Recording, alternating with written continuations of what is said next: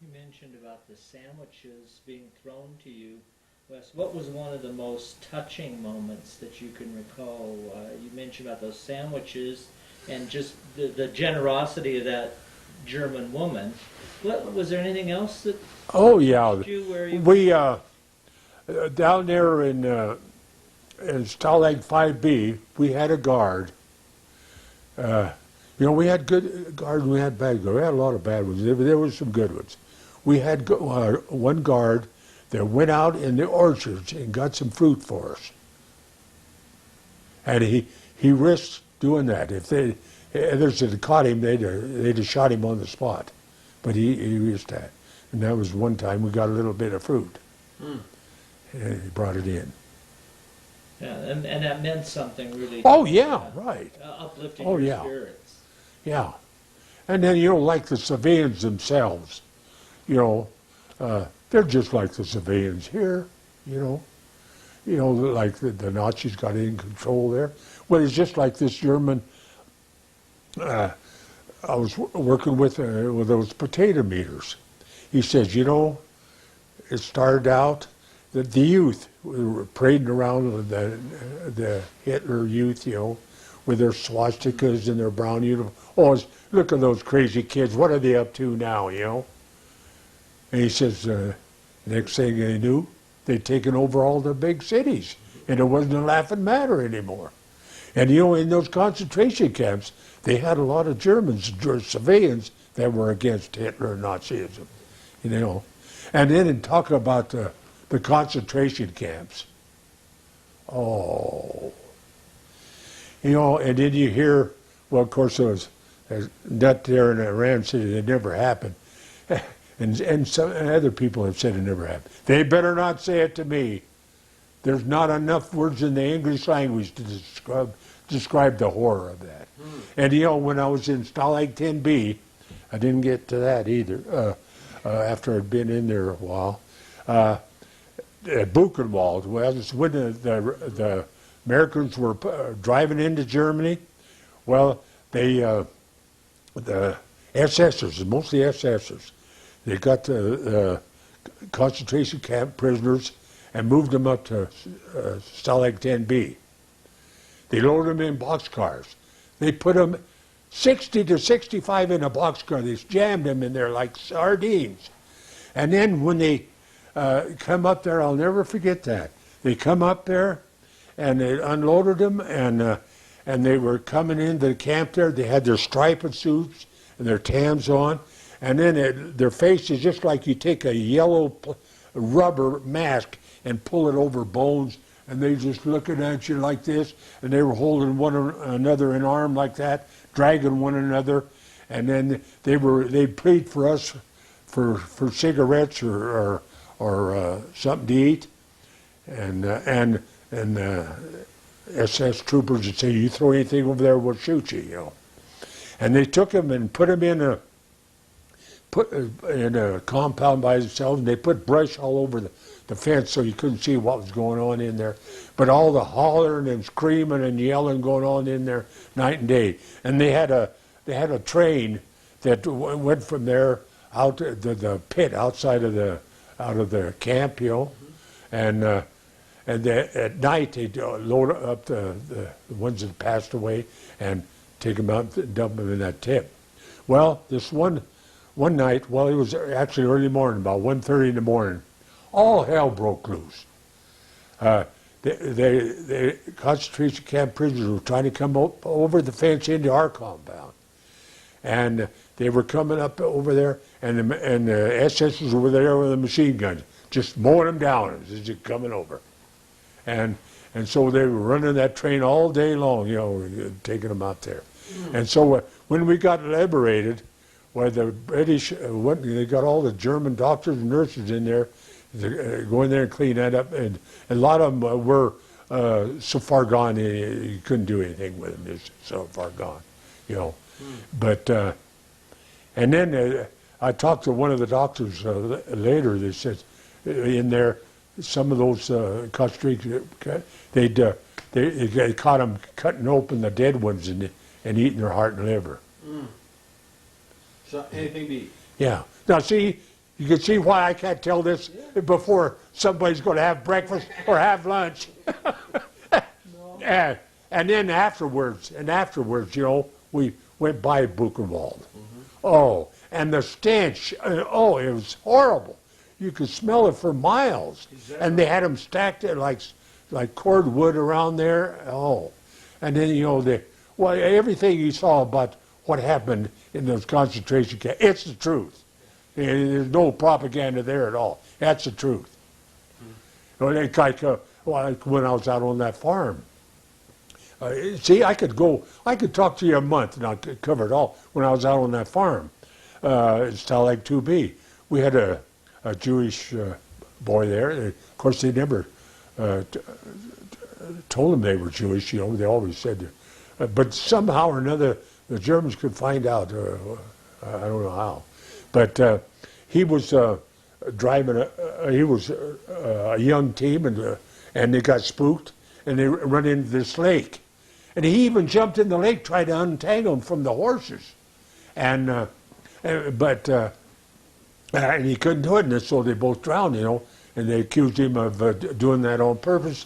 They took him out there in the woods there and shot him. And he had a nice young wife and 2 kids back home there. And I showed that guard afterwards. I said, look there. And I even give the guard heck. I said, well, he was trying to save those horses. You know? Oh, yeah. We as prisoners, we give them a rough time. And when they get mad at us, they'd say, when they were really mad, alles Amerikaner Schweinhunds. I mean, all Americans are pig dogs. How would you know, Wes, how far to go, but not to, Oh not yeah. to go over? Oh yeah. You knew when not to go over. Yeah. But We're getting kind of down on this tape here. Okay. Did you have more that you wanted to say, or are you kind of good? well, yeah. Let's see. I put another tape in if I you. think we about did it in a way. Yeah. Well, yeah. The others. Well, you know, when they took us down to. I'm going to get another tape. You guys just keep talking here. For Okay, now, and I'll probably put another one in. We'll chat for a few more minutes. You know, a lot of times stuff comes out. Well, see, I'm still over in France. I haven't got back home yet. There you go. Well, you know, I did this with my relatives a few years ago. I sat my relatives down to interview them, so I took them back. And I had this one uncle who never talked to them because my aunt talked all the time. He never said a word. So I interviewed them each separately, and then they got together. And I ran out of tape, stopped videotaping, and we went out to the living room. And it like someone opened the gates on my uncle because he was telling story after story, and my cousin was sitting there like, I've never heard any of these stories. And it's like, boy, I wish I had another tape to get these stories because once the memories start coming, they're right there. And that was the best part after we were done with it. Yeah. But they didn't feel the camera on them too. But curious question: I've seen World War II movies. Like Solid 17 and B-17. Are those hard movies for you to watch, or do you just feel like it doesn't really get the experience? No, I've done a good job. I just block it out. You don't even care to go there Go where? in terms of watching those movies. No. Well, they don't bother me. I watch I've watched several of them, you know, Saving Private Ryan and all that, yeah. Which one do you think comes closest to describing the experience the best? Oh, I don't know. Some of it's too Hollywood. I don't know. That I saw on TV this past week. The war? Yeah, the war. That's pretty much like. Yeah, right.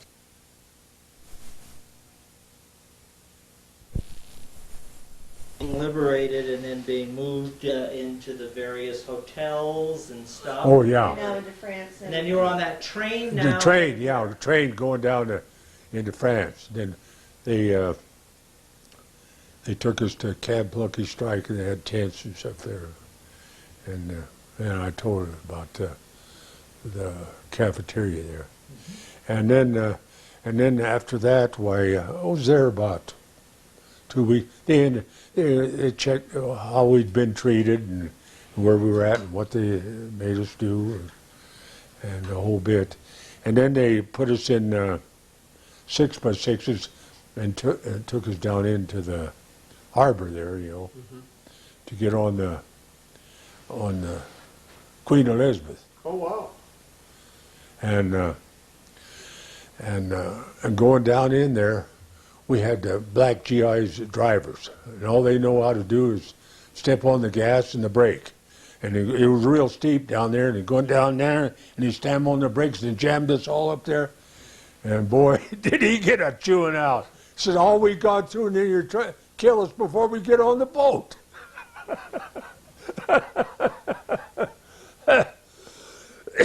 Well, and then, like no dairy products and everything. A lot of guys lost I lost some teeth, but a lot of guys lost all their teeth. And when I come back, I had a great little gray hair. I had guys younger than me. They turned all gray, whether they were in there, from all the shock and overworked and starved down and the shock is. And so, and then we got on the Queen Mary and come back, and we landed right at Boston, the same harbor where we took off in 1942, and they took us out to Camp Miles Standish, and they put us through the chow line there, and guess who was dishing out the chow? German prisoners. All built like middle linebackers, everything. You can't, but and then there was a few words, and there was the little skirmishes there. Is that right? Yeah, it got a little nasty, and so and then from there they put us on the train and chair cars, and they shipped you to wherever you were inducted, like I come to Denver, And then there was coming back, we were in chair cars, we slept in them and everything. And coming back there in St. Louis, in the yard there, a Pullman pulled up beside us, and the guys found out that German prisoners of war in there, in the Pullmans. But we got treated terribly, but like I said, the United States and Great Britain lives up to the Geneva Conference, and then some little thing goes wrong, they were terrible, but they don't live up to nothing. It's just like the German POWs we had here. They had dances for them, they had movies for them, and they fed them good, and if they worked, they got paid, which is good. They treat them well. And then, like when the war was over, a lot of them, they shipped them back home. They got their papers in order and come back, which I don't blame them. And I met when I had Joe in the hospital several years ago up there at Poudre Valley Hospital. Walter, I forget his name. He was a German prisoner of war, and he was in the hospital there. I visited with him, and he was in charge of a squad, and when he told us, when you see the Americans coming, throw hands way up high and throw your guns down. He said, we're not going to get killed for some crazy dictator. And that's what they did, And so he was in the hospital there. And so I went in there to see him, and they had all kinds of tubes in there. And I said to him, "Was ist los, Walter? Warum du nichts arbeiten?" I said, "What's the matter, Walter? How come you aren't working?" He laughed. But all in all, the German civilians, a lot of them is just like this ordinary civilian here, These, like the Nazism, or, like some ism could get started in this country, and they start in the cities and everything, and you know, and then just like out on that farm I was on, the Baron and Baroness. Now this Baroness, she was English, educated, everything in England. Mm-hmm. He was a German, yeah, and they were lived there, and then in West Germany there's a lot of English and Germans. They're like first cousins. Yeah, they are. Well, I see a lot now on the news thing about veterans that have wanted to go back to Normandy or go back to France. Did you ever want to go back to Germany and see those places? Oh yeah, I'd like to. This years ago, I forget how many years. There was a whole bunch of them got together and went and visited all those places. I like to. I wouldn't want to go to Africa, no. But yeah, I like to see it. What do you think, in terms of today, this information, this story that you have, Yeah. what do you think its value is today for people? Do you think people forget about this? Well, this should be a real good lesson to people. We got all the comforts, we push a button, we got this and that. And what if you had all taken away from you and had the barest necessity to survive on? You had, all of a sudden, you had it taken away from you. So, and what gets me, even to this day, go any place, see people waste food. Oh, that really gets me. Oh. Because sometimes there was several weeks there just kind of like bread and water and no potatoes we had, So you think a lot of people have lost sight of the lessons Yeah, that come from this? I think so. Well, and if you And had to tell them what the biggest they should be reminded of it, like what Nazism did and what, and then look at what the GIs endured under the Japanese. Yeah. It was horrible. That was really bad, horrible, but that was worse than horrible, So there are people now, you mentioned the Iranian leader who says there was no Holocaust. Yeah, There are right. young people who seem kind of indifferent about this. Oh, yeah. What do you want to tell them? What do you want to tell them about what you should remember? Well, remember that just don't take everything for granted, and watch your politics, who you got in charge, or some group or some cult starts up. Watch them, So you got to participate. Democracy means you got to participate. But you got to participate and keep your eyes and ears open, right? Wes, why do you think you survived when many didn't? I don't know. Just a rugged intuition. There's a lot of, and at least twice a month, we get told, you're going to be our slave for the rest of your life. And I know what you told them.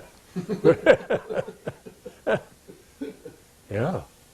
But you didn't know, well, like a lot of lost cause, they threatened to shoot me and everything. I know. I didn't know whether I was going to make it, but I just had faith and perseverance to keep it going, Never gave up. Never give up. Yeah. I participated and tried to snap some of those guys to give up, Did you think a lot of home to keep you going, or did you just live day to day? Yeah. Well, I know. And then another thing that was kind of hard on me, when I was a prisoner of war, my folks got a divorce. And then when I come home, I actually didn't have a home to come to. Right? My dad was living in North Denver. My mother was living in South Denver. Yeah. So, and the big city was, I couldn't stand it. And of course, after being in a prison war camp. Oh, no. And then, when I got back to Denver, it seemed like I'd been gone 10 years or 15 years. I just couldn't believe it, because just like those papers I have, you know, when I was interviewed by the students from the college, every day seemed like a week, and every week seemed like a month when you're starving like that. And then at night, all you dream about is something to eat. Oh, I'd eat pancakes stacked that high, pork chops, steaks. Oh, then wake up the next morning, your stomach is grinding against your backbone. And then maybe you saved a little bit of potatoes or black bread from the night before. For breakfast. Yeah. What do you think the biggest difference in the attitudes of people are today as you see them, you know, and the people of that area, the people of your generation? Oh, well, like Volkov, who wrote that book, The Greatest Generation. Well, we knew how to work hard. We knew how to do without. We knew how to sacrifice. And now, heck, all these young people, they got everything right under their fingers. They don't have to work. They don't have to do chores. You know, and I was growing up, I had to do chores. I milked cows from the time I was 12 years old. I got in the wood and coal from the time I was 5. You know, and now it's Too even easy. my own grandkids. Why shoot? So it's a little too easy. Yeah, it's too easy. And I don't care what status they have in life. They should have some responsibility, like chores or something. Don't make things tailor-made. That's wrong. I don't regret the chores I had to do growing up, you know. And I knew how to do without, too, raised up during the Depression, see? And like you said, you had a group of people in the military, they knew how to sacrifice. They knew how to do without. And now it's gone too far the other way. And then a lot of it's the parents or the grandparents' fault. They don't want their kids to go through what they went through. They want them to have it better, you know. But I still think they should have chores to do and some rules and regulations to live up to. Wes, when you came back and you encountered this strange new world again, because that's what it was for you. Yeah. When did you feel like you truly left it behind in the sense that you were creating your new life? Or did you ever not leave it behind? Was it always there? Did you have nightmares? Did you have any, I mean, I talk about post-traumatic stress syndrome. Did you suffer from any health effects? Oh yeah. I've frosted my feet twice in a prisoner of war camps. And in the camps there, in the winter time, all we had was those 2 blankets and the clothes on our back, and they gave us enough fuel for about 4 or 5 hours. And up there, it got 10 below at night. Mm-hmm. So you suffered from I suffered, and then working out on the farms there in the wintertime, I've frosted my feet a couple times. So that, And I got arthritis, sciatic, and my neck problems. so you carry that with you. How about, when did you first start talking about the war? I mean, Well, you didn't really want just to the last about 10 years. When I first come back and try to tell people, they just kind of ignore you.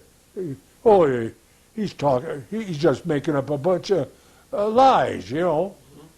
You know, they didn't believe me. And so a lot of them just shut up. Wouldn't say nothing. Right.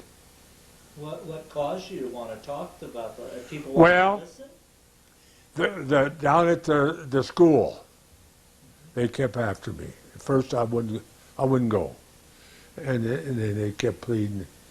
And then my wife said at that time, "Go down there."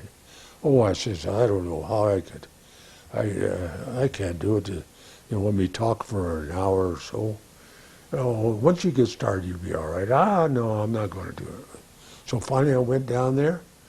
And man, the time went fast, and the teacher said that's the quietest the class has been all year. And each and every one up there come up and thank me for coming down. So then I went down again Was this at the high school or the college? at the middle Oh, school. at the middle school? School, yeah, Oh. Yeah, that's what our son is, a middle schooler. yeah. Well, good. I think we're kind of at the end of stuff, Wes. So, Yeah. appreciate Well, it. Leave like this- I said, I could talk for a week, and there's a lot of things, that come up that I can't say them all, Oh, no, of course not. But, Boy, that was great. oh, yeah, right. Yeah, I appreciated hearing a lot of that. But a lot of them, like, come back, they wouldn't believe you, Well, you look all right. You're still roaming around taking nourishment, Yeah, how could it have But a lot of that stuff you endured there, it affects you later on in life. Sure. Now, And did I you- go down, I'm a patient down at the VA, Right. and they give us good care. Was there any mistreatment in the way that you would have called at that time torture? Did they put, were they? Well, I got beat across the shoulders with the butt of the rifle because I wouldn't work. Yeah, we heard that you were sneaking out a lot. Huh? So. I said I heard you've been sneaking out a lot. So. Yeah. But nothing that was in that caliber that you personally endured. Yeah. Well, and then down there in Style Lake 7A, near Munich, when they'd out working, let's see, was it Munich? Yeah, I think it was. They bombed close to there, the Americans, and the German sergeant, he had us out there standing at attention at 8 o'clock at night till midnight. A lot of guys, well, it was weak, they'd pass out, Yeah. But, and then another time when they were on a bombing mission, they lined us up all out there, and the sergeant went up there with a gun and clicked it at our temples, Oh, at each of the prisoners. Yeah, Oh. clicking. Yeah. Psychological. It's psychological, yeah. Yes. Oh, yeah. Oh, yeah. We appreciate hearing about all of this. So. Oh, yeah, there's a lot more I could say, but like what happened in Germany is, that cult got started there, and just ordinary civilians, I don't have any ill will towards them, They were trying to do the best they could with the situation. Well, yeah, right, yeah. Just like anybody. Well, yeah, right, So what do we think we ought to do with this tape? Tape. Do you remember Laura, Kim's daughter, Laura? Perhaps not. Yeah. Ken's Okay. done it? She Okay. has a job with Amnesty International in Washington, D.C. Oh, okay. And so what I thought I'd do is call up Laura and say, hey, Laura, we've got this great tape. Is there an archive back there Where in can we Washington, D.C. send these that to? are collecting these?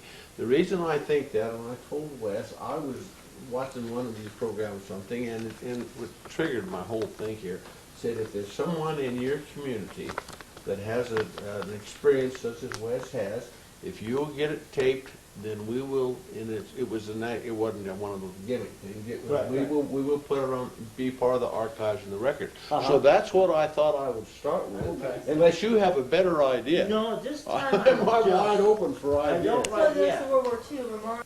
or nothing, just a pass, Before we went overseas, they were supposed to give everybody a furlough, but that was within a radius of 90 miles in Fort Dix, New Jersey. Geez, no chance of coming home. But after I come back, and then I got a 60-day recuperation furlough. Got 60 days. Then I had to go back down to, it was Camp Smith, Arkansas. It's Yeah. Fort Smith now. Yeah, Fort Smith. And that's where I got discharged. But went down there, the U.S. Army, taking over all the hotels, 2 men to a room, maid service, bellhop service, had dances, had the gals come in there, and they go on hiking and horseback riding, playing golf, movies, and everything. It was all POWs, you know, or guys that was seriously wounded. There was a lot of them there. They were in such bad shape they didn't enjoy any of it. And they had another place in California that did the same thing. And so it was there for 2 weeks, and it got discharged. And I told the colonel, you promised me 2 weeks of this every year? I'll sign up for life. Re-up, huh? So did you, That mic off. Oh, my. what did you get back? Did you get your pay? Did you get your? Yeah, got your back pay. Oh, yeah, you brought that. Oh, and then from the, huh? Can you pull that mic up from underneath? Oh, yeah. Yeah, walk out the door with that on. Go down by your hand, yes. He's good. It's by your left hand. There's, there. Oh, yeah. Oh, And then what we'll do is I'll get a little bit of a video of that metal stuff in the picture frame. Dad, are you going to like edit all these? Oh, no, I'll make a copy so that we have an extra. See, I wrote copy. down these dates, that was years ago when I wrote that down, so I remember. that's good. It Yeah. was in Naples. Wes said he'd like to get a copy if you could. Yeah, once I can see about making some copies there. Okay. You'd probably edit it some too. No, I'm Yeah, not- Mike's I'm father not was gonna in do the, that. he has his picture on the wall. but Yeah, he at was this juncture, we'll let in- somebody in, else do something with it unless all of a Pacific. sudden. Oh, and I was gonna we tell you have some about idea pay. For what we want, there's something we could do with it. They took out of the German funds that they had, we got paid $3 a I day. called you. $2 a day for, I knew this resource was there, I for, didn't want it to get away. Right, yeah, yeah. Well, that's why, you know, basically. starvation rations, Yeah, same and thing. $1 a day for forced labor. Well, maybe what we can do is So I just got that. cover the cost of the tapes. Be That glad would be to- the only thing when we start. having tapes. So any of the people that you were taken prisoner with, there, Did you serve the? how many survived? Well, that was another thing I was gonna tell you. There, of the 20, I was so, I had uncles. closely that were- associated my dad with- used to- My dad over there, he was World War II. there's 2 of us left. Really? CV. So who survived the war? Huh? How many, You know, and I had only an the uncle two that out, was in, Oh, to survive the war? yes, who's, Oh, I he mean, came out of the I'm talking about the prisoners. right, the prisoners that you were taken with, Yeah. that You group? know, everybody's got a story. Did you, there. how many of It's those important survived, that do they you get- know? That they, Oh, no, I don't. No idea? They were They, scattered. they were all scattered, and no whether you. But I'm talking about the ones I was closely associated with, that I've been in contact with them since the war. Well, there's only 2 of us left. And where's the other one at? well, and then at the In, site, Ohio. historic battle, all they're Yeah. all historic, but battle at Casimir Pass, is a historic battle. Ray